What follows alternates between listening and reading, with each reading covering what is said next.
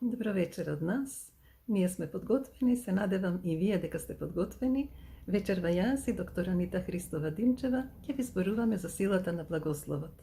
Благодариме на Бога за оваа можност, затоа што тоа е многу важна тема, многу значајна, која што може да ви го промени животот на многу подобро, како што ги промени и нашите животи. Нашите зборови имаат големо влијание врз нас и врз нашата околина, врз луѓето околу нас. Имаат сила да прават добро или да прават лошо. Негативните зборови се одразуваат негативно, а благословите позитивно. Во Библијата пишува: смртта и животот се во власта на јазикот, а кој го милува, јаде од нивниот плод. Што е благослов? Самиот збор значи благослово или благ збор. А изговорен благослов е позитивна библиска изјава, која што овозможува благословот од Бога да допре до некој човек и да влијае врз животот на тој човек што го примил. При тоа силата на благословот не доаѓа од нас, туку од Бога, кој што и нас нима благословено. Што се постигнува со благословот? Кај оние кон кој е насочен, благословот поттикнува надеж, охрабрување, дава насока, овозможува задлабочување на врските, на релациите, дава духовно охрабрување и подлабоко осознавање на тоа што значи да си под Божјо водство. Во Библијата читаме: да биде благословен Бог и таткото на нашиот Господ Исус Христос, кој не благослови во Христа со секаков духовен благослов во небесните места. Ова значи дека ние сме благословени, дека сме духовно богати, не само во ова постоење, туку и во постоењето што следува по Божја милост. Ова беше стихот Ефесијани 1 глава, 3 стих. Во Новиот Завет, зборот благослов доаѓа од грчкиот збор еулогео, што значи да зборуваш добро, изразувајќи благодарност и предизвикувајќи напредок кај оној што го прима благословот. Кога ги благословуваме луѓето, ние ја насочуваме Божјата добрина кон нив. Еве еден библиски благослов. Од Библијата Броеви, 6 глава, 24 до 27 стих. Господ нека те благослови и нека те чува. Господ нека погледне на тебе со своето светло лице и нека те помилува. Господ нека го сврти својот поглед на тебе и нека ти донесе мир. Така нека го повикуваат моето име над Израелевите синови и јас ќе ги благословувам. Тоа вели Господ. Значи, ако сакаме да сме благословени, треба прво ние да благословуваме. Ова е пример за благослов од Стариот Завет, кој што е изречено свештеник. Но во Новиот Завет, ние, кога сме спасени во Христос, ние сме царско свештенство и ние имаме право да благословуваме во името на Исус Христос и треба да благословуваме. А што е потребно за да се благослови некој? Потребно е да имаме насока од Бога за тоа што му е потребно на некој човек, во која област тој има потреба за благослов. А за тоа да го имаме, треба да градиме блиска релација со Бога. Благословот има сила без оглед на каков начин го даваме. Може да се застапуваме за некој човек пред Господ, може да го изречеме директно или да му го пратиме во пишувана форма. Исус ги учеше учениците да служат на луѓето. И ние треба да служиме. Благословувањето е начин на служење, при тоа не треба да имаме назначување за служба. Што е вистински благослов, изречен врз некого? Тоа е благослов што има сила. Вистински благослов е објаснување на начинот на кој што Бог гледа на некој човек или појава, односно пророчки увид, за тоа како некој или нешто би требало да биде. Иако тоа нешто не постои во физичката реалност, ние изрекуваме благослов како да постои. Уште Бог пред да создаде се, кога немаше ништо, тој изусти тоа што го нема како да е. Неговата изустена вера се манифестираше и навистина се случи. Ние не треба да го задржуваме благословот. Не треба да го премолчуваме, не треба да чекаме некој да го заслужи. Туку ја гледаме Божјата слика за некој и действуваме според како што Господ кажува, според овој принцип. За што се користи благословот? Благословот се користи за промена на физичката реалност, на ситуација во која се наоѓаме, на околностите околу нас. Исто така се користи за промена на тврди, корави, суетни размислувања на луѓето околу нас. Овие промени се можни ако имаме духовна перцепција, значи ако гледаме со вера духовно, според принципот она што не е, како да е. Доволно е еден човек да гледа со вера кон тебе дека ќе успееш и ти ќе успееш. Ова е една силна изјава, а еве пример за подкрепа на истата. Ако мајката со вера гледа кон својот син, дека тој ќе учи, ќе заврши факултет, ќе стане успешен и покрај тоа што не му се учи и сите го критикуваат, таа верува и го благословува синот во името на Исус. Така се случува Божја интервенција, во неговата слабост ќе се пројави Божјата сила и тој ќе почне да учи и ќе се случи според благословот. Друг пример е тешкиот карактер на сопругот, неговите лоши навики и пороци. Ако сопругата постојано зборува за тоа и го критикува дека е грешен, разгален, неодговорен, себичен, таа му фрла клетви, а мажот уште повеќе е заглавен во тоа и да има желба да се промени не може, бидејќи се чувствува немоќен, а не знае од каде му е таа немоќ, а таа е од клетвите на сопругата. Значи клетви не се секогаш зборови со лоши пожелби, туку клетви се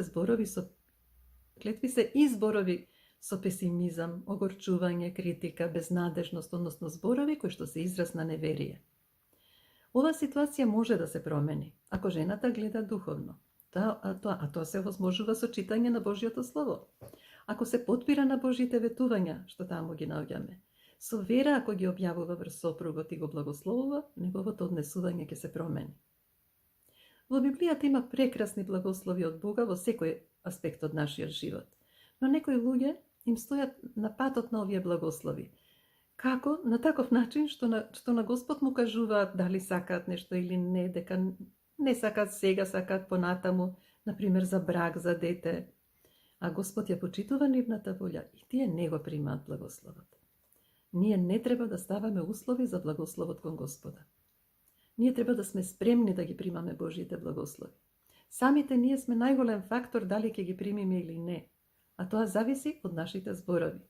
Например, Господ сака да ни даде здравје, но ако постојано зборуваме за болеста, какви симптоми осеќаме, колку ни е тешко, какви проблеми имаме, Божиот благослов за исцелување е подготвен за нас, а ние го спречуваме. Ние треба да имаме вера во Бога. Исто така, важна е послушноста кон Бога. Пример за тоа од Библијата е кога Господ му рече на Авраам да излезе од својата земја и да оди во земјата што ќе му ја покаже. Авраам беше во зрела возраст, во имотна состојба, но пристапи со вера кон Бога и заедно со жената Сара отидоа, станаа номади. Значи тој со послушност одговори на повикот и ги доживеа сите благослови кои Господ му ги даде. Тоа го читаме во Битие 12 глава, 2 и 3 стих. А сега Анита ќе ни каже какви благослови може да се изречат и во која ситуација. Благодарам, Софија. Благослов може да се даде или изрече врз национални лидери, председатели, премиери, затоа што праведноста ја издига нацијата, како што е запишано во Изреки 14 глава 34 стих, каде што вели: правдата го возвишува народот, а гревот е срам на народите.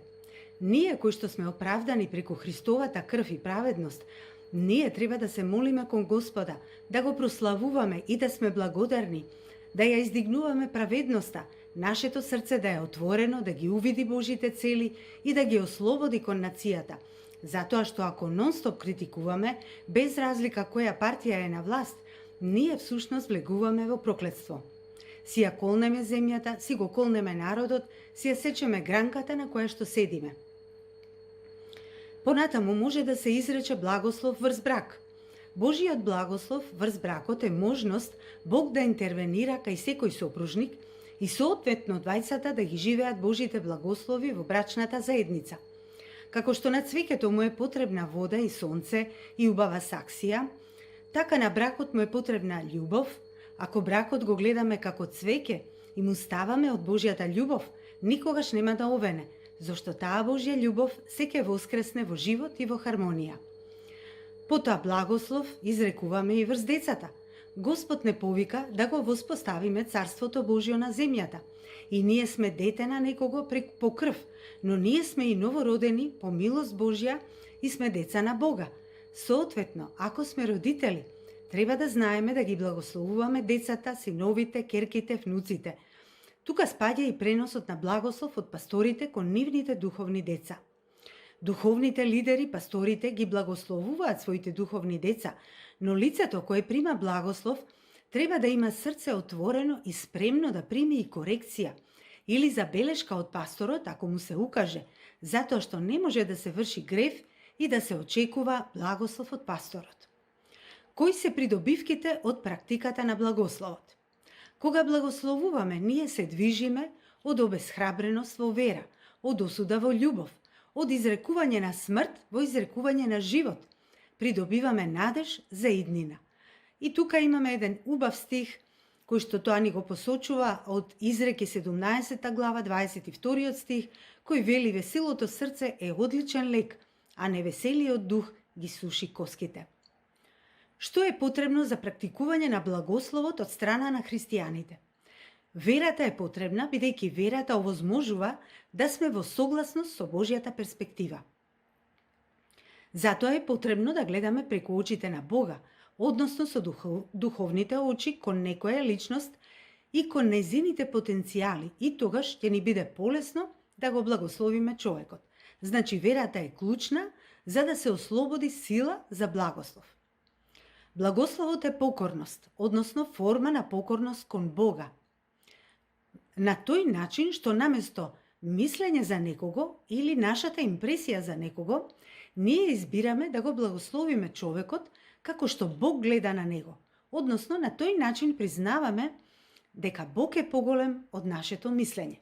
Ако тоа го разбираме и прифатиме, нема да ни биде тешко да ги благословуваме оние кои не колнат и да се молиме за оние кои не навредуваат, како што е напишано во Лука 6, 28 стих. Исто така важно е да не го блокираме благословот. Треба ова да го разбереме, зашто ако го блокираме или задржиме благословот, тоа на нас негативно ќе се одрази. Сами ќе си направиме блокада и ќе се соочиме со својот срам.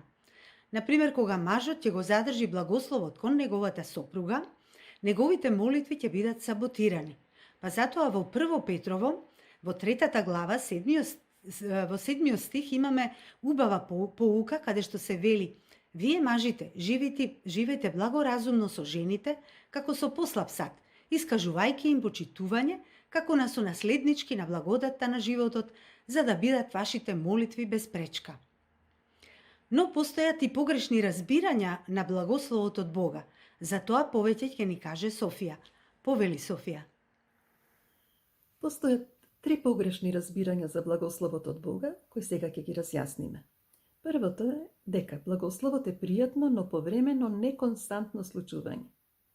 Некои луѓе мислат дека кога ќе се случи нешто добро, Бог ги благословил, а ако се соочуваат со проблеми, дека не се благословени. Треба да знаеме дека благословот не е минлив, туку е постојано активен врз нас. Благословот не се заснова на околностите во кои што се наоѓаме, туку се заснова пред се на Божјиот збор. Светото писмо ни открива дека ние веќе го имаме благословот од Бога. Бог пред време има изговорено благослов врз нашите животи. Благословот е Божји збор кој што се манифестира врз нашите животи. Бог ги создаде луѓето и ги благослови со плодност, со авторитет за владење и со обезбедување. Тоа го читаме во Битие, 1 глава, од 27 до 29 стих. Значи, ние сме благословени за да бидеме плодни, да имаме значаен плоден живот, да имаме влијание врз некого, да носиме благослов врз другите. Бог снабдува се и вели: не грижете се што ќе јадете, што ќе пиете, што ќе облечете. Вашиот небесен татко знае дека ви е потребно сето ова. Но барајте го првин царството Божјо и неговата правда и се тоа ќе ви се додаде. Матеј 6 глава 31 до 36 стих. Секој што е во Христос е благословен човек. И затоа, кога доаѓаат грижи, треба да се довериме на Бога, да му благодариме за се што веќе имаме, да се ослониме на Бога.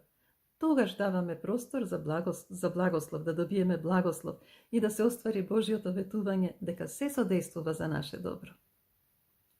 Второ погрешно верување е дека не сме благословени кога минуваме низ тешки сезони во животот. Некогаш мислиме дека ако се бориме со проблеми или ако имаме долгорочни искушенија, дека не сме благословени тогаш.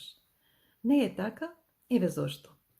Израелците кога излегоа од Египет, поминуваа низ пустина за да влезат во ветената земја. Бог се им обезбедуваше.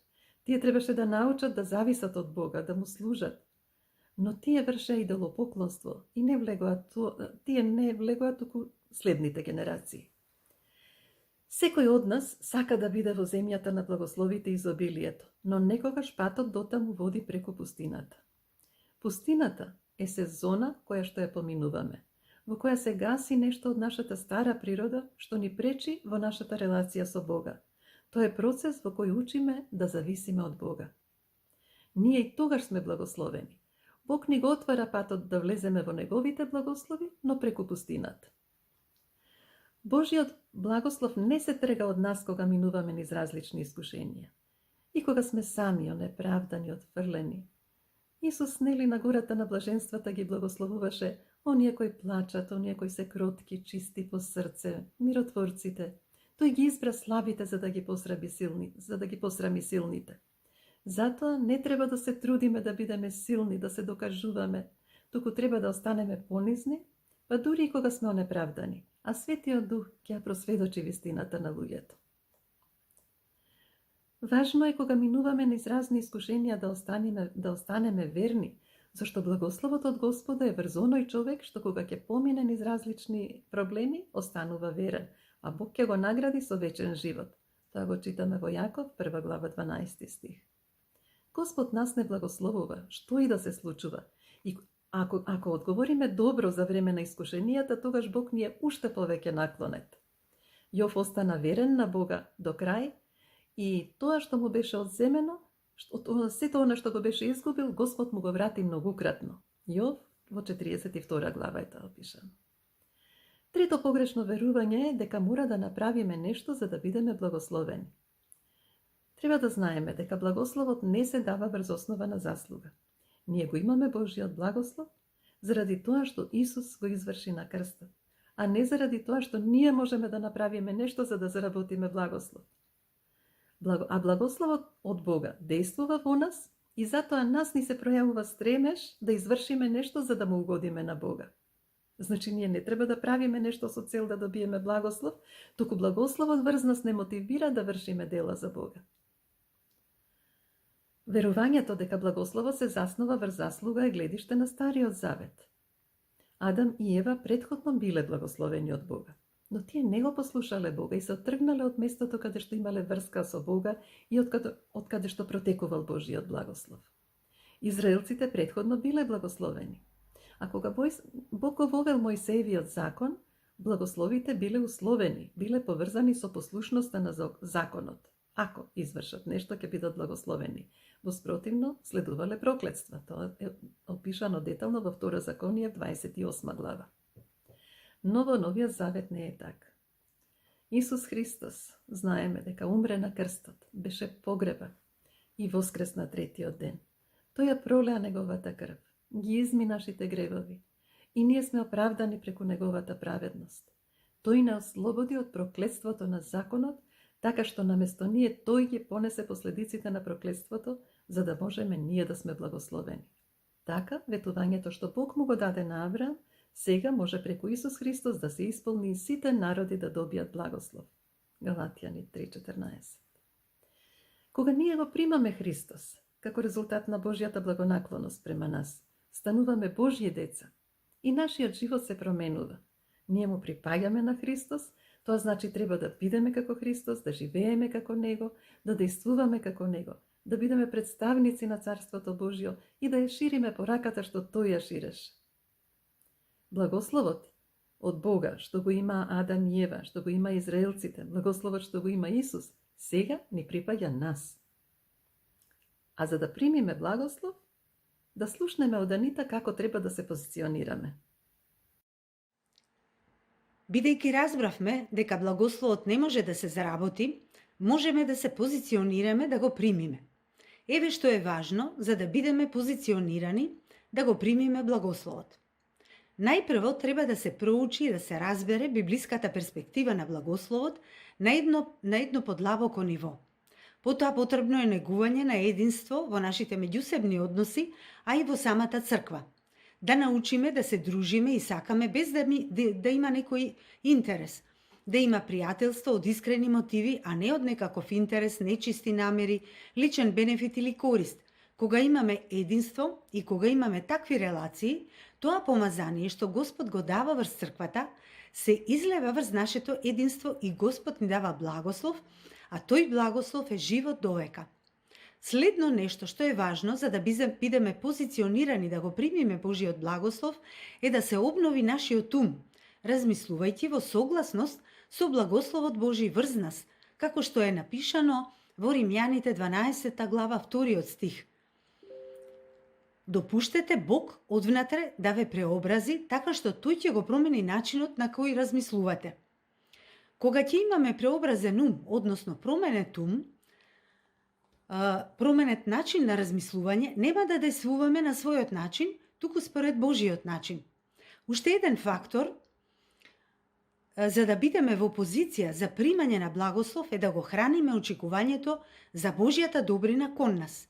Имено секој еден од нас треба да има многу поголема верба во Божјата добрина, отколку во силата на непријателот, односно ѓаволот. Ако веруваме дека постојано ѓаволот има достап до нас и не малтретира, краде, ограбува, разболува, тогаш таа вера не е вера во Христос, туку е во ѓаволот. А ако веруваме во Христос, тогаш веруваме дека тој е поголем, апсолутен, единствен, цар над царевите, господар над господарите. Тој го има првиот и последниот збор и само тој има апсолутно право на управување во нашиот живот. Следен важен фактор за да бидеме во позиција да примиме Божи благослов е да зборуваме во согласност со благословот на Бога врз самите нас, но и врз другите. Значи, ние сме создадени според Божиот лик и можеме да бидеме агенти на Божиот благослов преку зборовите од нашата уста кои што излегуваат.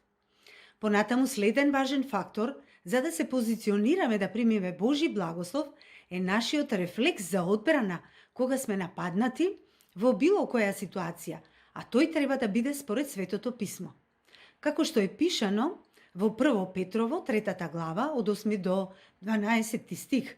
Не враќајте зло за зло, ниту навреда за навреда. Напротив, треба да бидеме љубезни со луѓето и да ги благословуваме. Токму заради тоа Бог и не одбра и тоа е она што тој го очекува од нас, така и ќе добиеме негов благослов. Од тука разбираме дека според нашите постапки и избори, ние сами одлучуваме дали ќе бидеме во позиција да го примиме Божиот благослов или пак си ја сечеме гранката на која што седиме. Како последен фактор кој што е клучен за да бидеме во позиција да примиме Божи благослов е да останеме во интимна релација со Бога. Ова е всушност и најважниот дел, најважниот фактор или работа од се што набројавме. Зошто? Затоа што кога го слушаме и му се покоруваме на Бога, се ослободува сила за да го донесе Божиот збор на благослов во нашиот живот.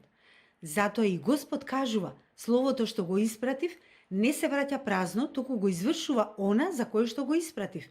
Но за да бидеме отворени да го примиме тоа слово, кое е Исус и действува во нас, ние треба навистина да имаме релација со Бога. А сега би ја замолила Софија да ни каже што е тоа трансфер или пренос на благослов. Трансфер, пренос или импартација на благослов, од англискиот збор impartation, значи да се пренесе благослов преку рацете. Но преку полагање раце може да се пренесе благослов, дар за служење и помазание за некој да служи. А што значи помазание? Во Библијата помазание значи да бидеш покриен. Да си помазан значи да си покриен. Во Стариот Завет пренос на помазание се вршел кога некој пророк или свештеник истурал масло врз главата на некој човек, го помазувал за одредена цел и тој што бил помазан на таков начин се назначувал да биде цар, пророк или свештеник. При тоа маслото што се користело за помазание е символика на Светиот Дух. Во Новиот Завет помазанието на Светиот Дух може да се пренесе преку полагање раце. Кога ние сме новородени, кога сме поверувале во Исус и сме исполнети во Светиот Дух, со Светиот Дух, веќе сме во тоа помазание и многу е полесно да вршиме Божји цели. за да се помолиме за исцелување на некој човек, да му кажеме за Господа или да го благословиме. Бареме од Господа да не употреби во молитва и во кратка молитва и се препуштаме. Светиот Дух и неговото помазание работи во нас и ни дава вистински зборови кои го допираат срцето на човекот. Апостол Павле го смета полагањето на раце за една од 6 основи на христијанството. За почетна наука за Христа. Покрај покајанието, верата, крштевањето, воскресението, значи и вечниот суд, значи и полагањето на раце. Ево тие основи. Апостол Павле вели, на учениците им вели, сакам да ве видам за да ви дадам духовен дар за да бидете зацврстени. Тоа го читаме во Римјани, 1 глава 11 стих. Значи тој им пренесува духовни дарови на верниците за да бидат зацврстени. Тоа значи со пренос на дар или пренос на помазание, верата се зацврстува и се дава основа за плодност на верникот. Но многу е важно да не се задржуваме на пасивно верување во Бога или само на формален религиозен живот. Ние треба да бидеме во директна релација со Бога, да сме Негови садови, нашето тело да е храм на Светиот Дух. Ние треба да посакуваме дарови и да имаме копнеш да се препуштиме во тие дарови. За да се изврши пренос на благослов, на дар или помазание за служба, се полагаат раце на одредена личност со намера, со конкретна цел, но со водство и со насока од Светиот Дух. Еве примери од Библијата за пренос од Господ преку друго лице. Како Господ вршел трансфер преку друго лице. Еден пример од Стариот Завет е кога Исус, синот Навинов, беше исполнет со дух на мудрост, зашто Мојсей ги имаше положено рацете врз него. Значи, Господ преку Мојсе извршил пренос. Пример од Новиот Завет е кога Господ извршил пренос преку Павле. Тоа е во стихот 2 Тимотеј 1.6, кај што Павле му вели, кај што Павле порачува на учениците: ве потсетувам да го разгорувате дарот Божје кој е во вас преку положување на моите раце. Дали секој човек добива исто ниво на пренос на помазание, на благослов или дарба, кога ќе му се положат рацете врз него? Тоа сега ќе го слушнеме од Анита. Да, интересно е ова прашање, дали секој човек добива исто ниво на пренос. Милоста на Бога е таа што определува колку ние можеме да носиме, односно дали ќе може да го носиме тоа што го примаме во нас. Затоа што тоа што го примаме од Бога носи и одговорност. Носи одреден повик на кој што ние треба да откликнеме. Затоа нашиот карактер мора да биде во можност да ја издржи количината на моќ што ја носиме од Бога, односно да можеме да го примиме она што Бог го има за нас и да се препуштиме во истото. Ова сликовито ни е представено преку параболата за сејачот, опишана во Лука 8 глава, од 4 до 15 стих, преку која примаме поука. Оваа парабола за сеидбата не учи како земјоделецот го расфрла, го сади семето за спасение, не учи на принцип за тоа како ние примаме всушност од Бога. При тоа нашето срце е представено како земја, како почва, сејачот е Бог Отецот, кој што го дава тоа семе, Словото Божје, односно пренос, прави пренос. Тој го фрла семето во почвата, односно нашето срце, значи го пренесува, прави една трансмисија на Словото, што дава живот во секој еден од нас, кој што слуша од Словото. Многу е важно да се разбере како расте семето, а тоа зависи од почвата, односно од срцето на човекот, а не зависи од Бога. Кај секој има различен развој, затоа што некој има повеќе отворено срце за Бога, а друг помалку. Растењето на семето зависи од почвата во која тоа е засадено и колку е подготвена и спремна таа почва за тоа семе. Од кога ќе се засади семето, тоа може да расте многу брзо ако му се даде соодветна вода. Тоа е животодавната вода за која читаме во Јован 7 глава, а се однесува на Светиот Дух. За да даде живот семето кој што Бог го сади во нашето срце, потребно е да се накваси, да се наводени, а тоа се случува преку присуството на Светиот Дух. За да израти семето, потребно е и сонце, односно светлина, а таа светлина ни доаѓа од прекрасниот сјај на радосната вест, а сјајот пак доаѓа од преславниот Христос. Како што е запишано во 2 Коринтијани 4 глава, од 3 до 5 стих, каде што вели, тие не можат да го видат прекрасниот сјај на радосната вест, што ни доаѓа од преславниот Христос. Самата радосна вест носи сјај која доаѓа од преславниот Христос. Преславниот пак Христос е прославениот Христос, кој што седи од десната страна на престолот на Отецот и блеска во сета слава и светлина како возвишен цар над царевите, на кој што му е дадено да владее со целото царство. Таква визија и ние треба да имаме со нашите духовни очи, да го гледаме Христос кој што е првосвештеникот на нашата вера, кој што е застапник за нас, да го гледаме во сета слава и да дозволиме неговата радосна вест со нејзиниот сјај да го грее нашето срце. Радосната вест дека Господ го даде својот син за ние да не умреме, туку да поверуваме во него за да бидеме спасени и да примиме вечен живот, е таа што дава сонце, односно светлина, во нашето срце и тоа семе што веќе е во нас посејано, започнува да рти и да расте, односно во право време да дава плод. Тој што дава е Бог, а ние од него треба да очекуваме и да примаме. За некој можеби благословувањето е незначајно или е техничка работа, но потребно е да се практикува во црквата, да се практикува во црквата, бидејќи без благослов од Бога, секое собирање може да се претвори во една опасна ситуација.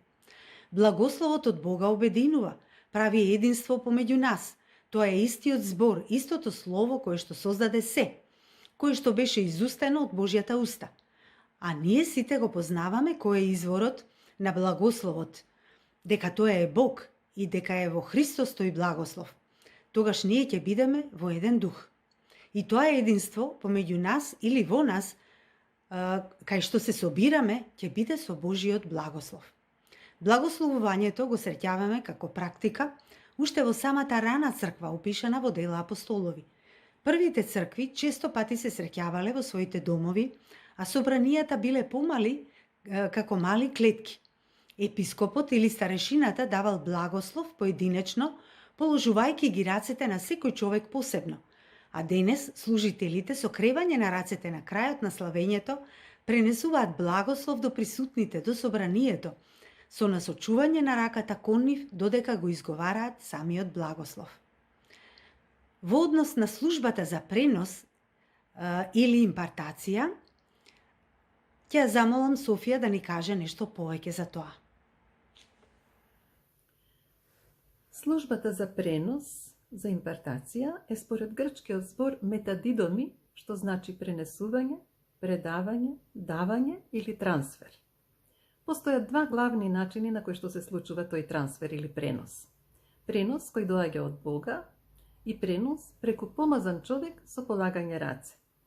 Пример за пренос кој доаѓа од Бога е од Библијата, кога товарот има многу примери, меѓутоа еден од нив е следниот. Кога товарот на лидерството беше претежав за Мојсей, тој повика кон Господ, а Божиот одговор беше да собере 70 луѓе од старешините. И тогаш читаме во Броеви 11 глава. Господ слезе во облак и почна да зборува со нив. Потоа зеде од духот што беше на него и го стави на оние 70 старешини. Кога духот дојде на нив, почнаа да пророкуваат. Значи овој пренос овозможува да го правиме она што порано не сме биле во можност да го вршиме.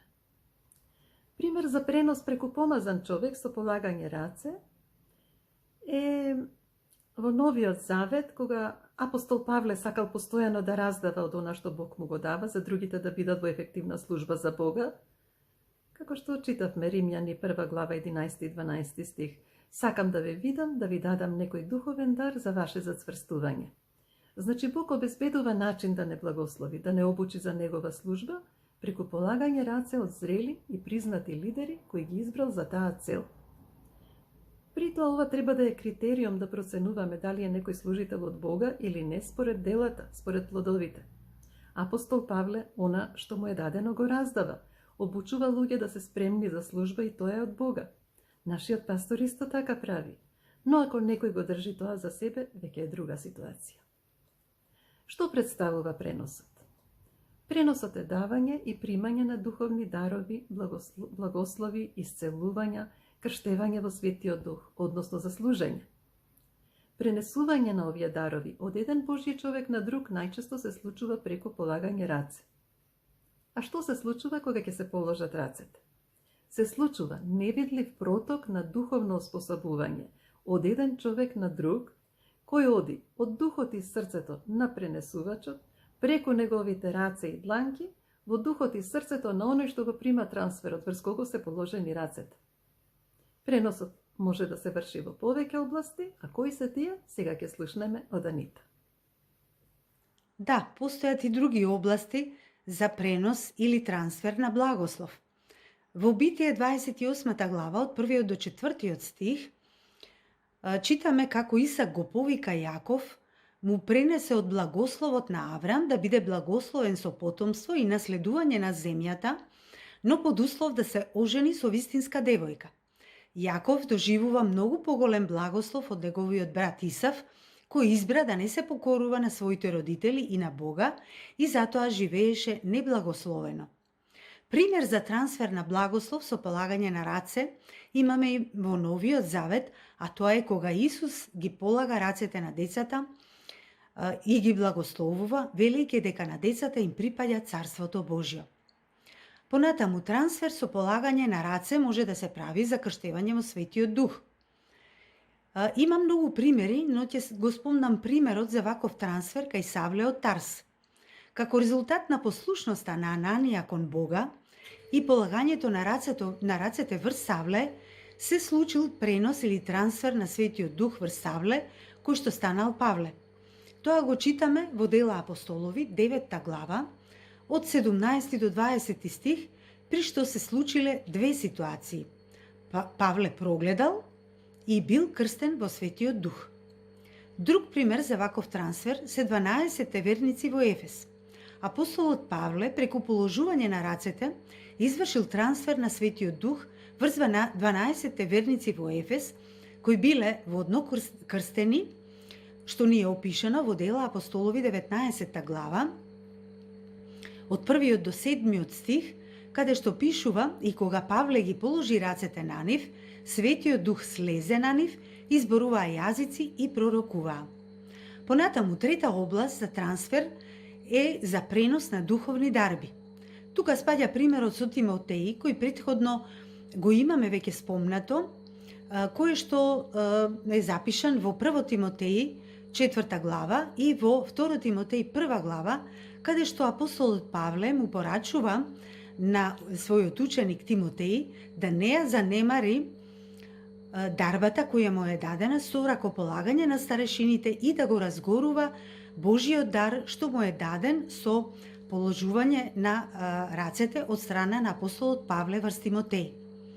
Следна област за трансфер е за служба, односно помазание за служба. Пример за тоа ни е даден во Дела апостолови 6 глава, кога биле избрани 7 мажи за помош во раната црква, кога апостолите се собрале околу нив, положиле раце и тие 7 мажи биле назначени за служба. Понатаму трансфер или пренос може да биде за служба за исцелување. Самиот Исус е пример за ваква служба и пренос на истата. Во Лука 4 глава, 40 и 41 стих го читаме следното: а кога сонцето зајде, сите кои имаа болни од разни болести, значи тука не кажува дали се тоа наследни болести, хронични, акутни болести, излечиви, неизлечиви, туку вели дека имале разни болести, ги доведоа при него. А тој ги положи рацете на секого од нив и ги исцели, и лоши духови излегуваа од мнозина. Затоа учиме дека полагањето на раце е Божја работа, а Исус не повикува и ние да ја вршиме по неговиот пример. Друг пример за трансфер на исцелителна сила е примерот со жената која страдаше 12 години од крвотечение, која само што се допре до облеката на Исус беше исцелена, а самиот Исус почувствува дека излезе сила од него. Уште еден пример за трансфер на исцелителна сила од Исус кон жената е од Исус кон жената која 18 години имаше дух предизвикувач на болести, Значи, тука самото слово потврдува и кажува дека постојат духови кои што се предизвикувачи на болести, причини за болести. И таа жена била згрчена и не можела да се исправи. Таа случка не е опишана во Лука, во 13 глава, од 10 до 13 стих, каде што вели: и ги стави рацете врз неа, а таа се исправи веднаш и го славеше Бога. Да ја забележиме незината реакција, а тоа е дека го славела Бога. Според ова, кога ќе примиме исцелување на молитвена терапија, енергијо или слично, кога ќе се заврши сето тоа, да не молчиме, туку да го славиме Бога. Понатаму, Исус го даваше на своите ученици тоа што го имаше, односно вршеше трансфер и во областа на духовниот авторитет. Тие негови зборови се запишани во Лука 10 глава 19 стих и во Марко 16 глава 17 и 18 стих, каде пишува: ви давам власт да газите на змии и скорпи и на секоја непријателска сила и ништо нема да ви напакости. Тоа е практикување на Божиот авторитет кој што Исус го пренесе на своите ученици, а од учениците пак се случи и се направи пренос и кон нас. Во Дела апостолови 5 глава од 12 до 16 стих и во 19 глава читаме дека преку рацете на апостолите се случувале многу знаци и чуда. Луѓето ги изнесувале болните на улица, кога минувал апостолот Петар и кога неговата сенка паѓала врз болните, тие биле исцелувани и ослободувани. Или пак кога врз болните ставале крпи натопени со пот од телото на апостолот Павле, болестите ги оставале и лошите духови излегувале од нив. Како заклучок би го сумирала следното: Бог не повикува да пренесуваме, и тоа да пренесуваме од неговата милост, од неговата љубов која што допира до срцата на луѓето преку ширењето на радосната блага вест, односно Евангелието. Но исто така Бог ни обезбеди духовно да заекнуваме преку пренос што го добиваме од лица кои носат призната служба и помазание од Светиот Дух. Затоа ако сакаме да добиеме трансфер или пренос на благослов, дарба, помазание за служба, мора пред се да имаме вистинска желба, жет, копнеш во нашите срца, за да действуваме во оние служби кои сакаме да ни бидат пренесени од страна на помазани лица. Со ова го завршуваме нашето повторување и подсетување на овој важен материјал за сите нас кои се однесува на силата на благословот, при што користевме материјали од проповедите и предавањата од нашиот пастор Константин Кајшаров. Му благодариме на Бога и на нашите пастори за оваа можност да го изнесеме овој драгоцен материјал кој е многу корисен и потребен за секој кој што слуша. Ве поздравуваме, имајте благословена и пријатна вечер во Христа. Шалом! Бидете благословени со сето она што Бог го има подготвено за вас во името на Исус.